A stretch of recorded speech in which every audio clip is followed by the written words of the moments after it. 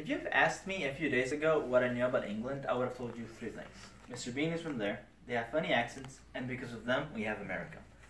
So, in order to fill up this gap of knowledge that I had, I decided to start researching and learning as much as I could about England. So, I learned about its people, its customs, traditions, everything that I could. And hopefully in this speech, I'll be able to share my knowledge, my newly obtained knowledge, and you will also learn something new. So, at first, I will talk about basic information about England. It's where it's located, its political systems, and those kind of things. Then, I will talk about its culture, how it compares to the US, what the pastimes are, the religious views.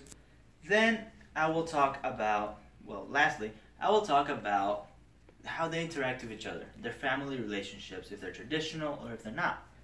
So, to begin, England is located in Europe.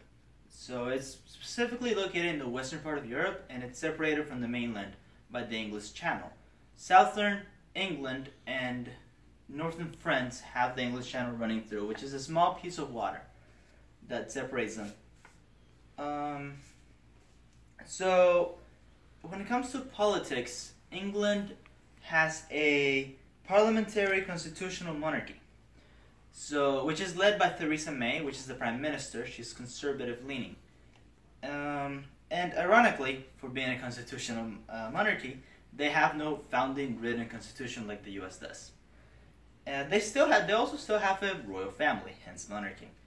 The royal family is led by Elizabeth II, who has been reigning since 1952, and the heir to the family is Prince Charles, who is 69 years old and still a prince.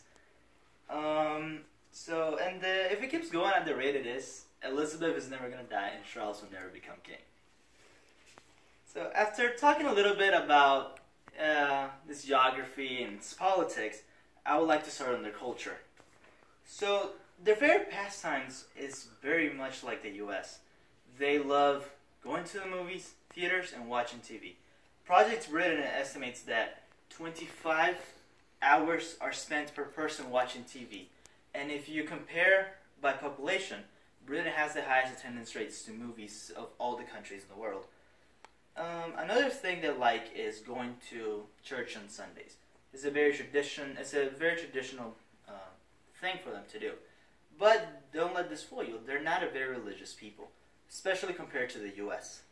England has 25% non-religious people in it, so the population, a quarter of them are not religious at all, as opposed to the U.S. 5% of the population. So they're a lot less religious than the U.S. In fact, before 1994, Sundays, there was a policy involved that did not let shops or theaters open.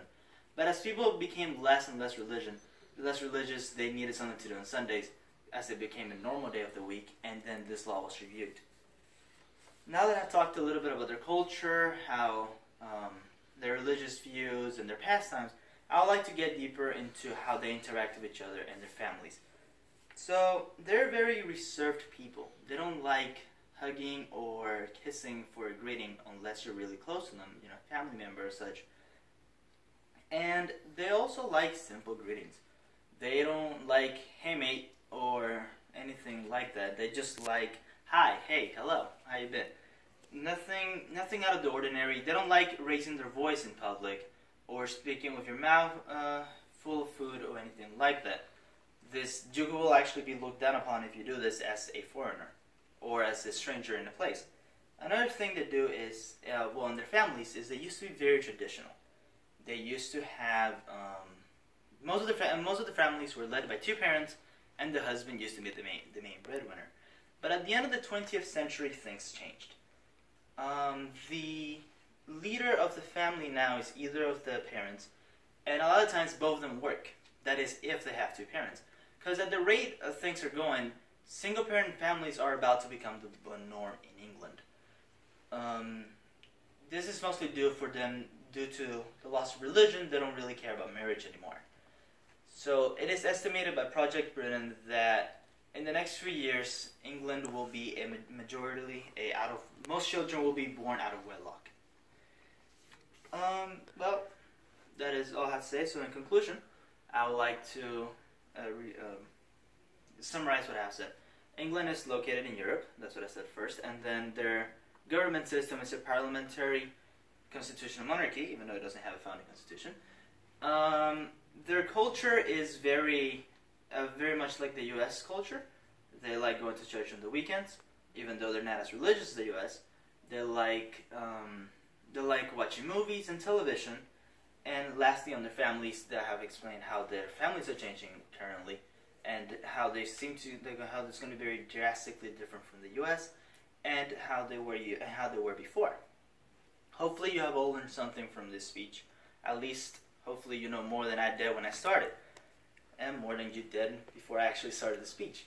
Thank you for your time. This concludes my presentation.